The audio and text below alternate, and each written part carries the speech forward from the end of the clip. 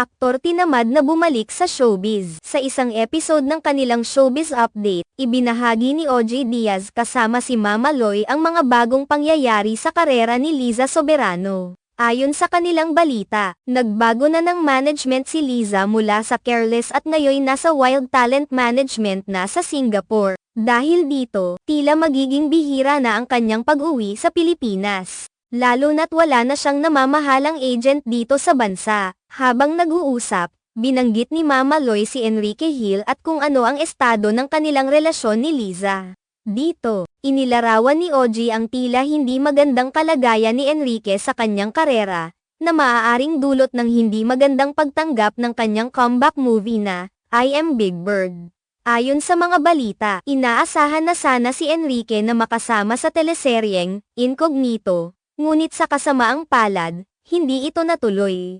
Ang pagbabago sa pamamahala ng karera ni Liza ay isang malaking hakbang, at tiyak na nagdudulot ito ng maraming usapan sa industriya. Sa kabilang banda, ang sitwasyon ni Enrique ay nagdudulot ng panghihinayang, lalo na sa mga tagahanga na umaasa sa kanyang pag-usbong sa larangan ng pag-arte. Mahalaga ang mga ganitong balita sa mga taga-subaybay ng showbiz, dahil hindi lamang ito tungkol sa mga artista, kundi pati na rin sa mga kaganapang nakakaapekto sa kanilang mga buhay at karera. Ang paglipat ni Liza sa ibang management ay maaaring magdala sa kanya ng mga bagong oportunidad sa ibang bansa, habang si Enrique ay nangangailangan ng tamang proyekto upang muling maipakita ang kanyang talento. Marami ang nag-aabang sa mga susunod na hakbang ni Liza sa kanyang bagong management. Habang ang mga tagahanga ni Enrique ay umaasa na makakabawi siya sa kanyang mga susunod na proyekto. Sa kabila ng mga pagsubok,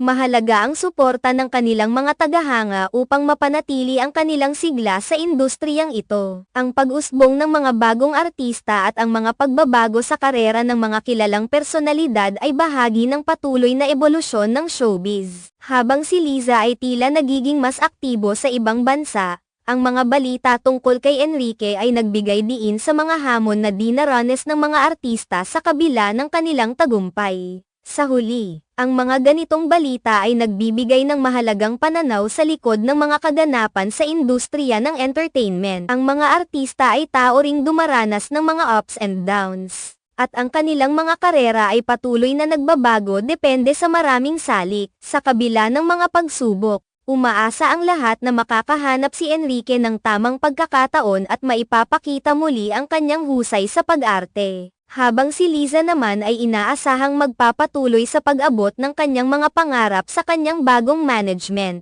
Ang mga pagbabago at hamon na ito ay nagiging dahilan upang patuloy na subaybayan ng mga tao ang kanilang mga kwento. At tiyak na ang mga tagahanga ay laging nandyan para sumuporta sa kanilang mga idolo. Sa huli, ang industriya ng showbiz ay puno ng sorpresa, at kahit ano ang mangyari, ang pag-ibig at suporta mula sa mga tagahanga ay nananatiling mahalaga sa mga artista.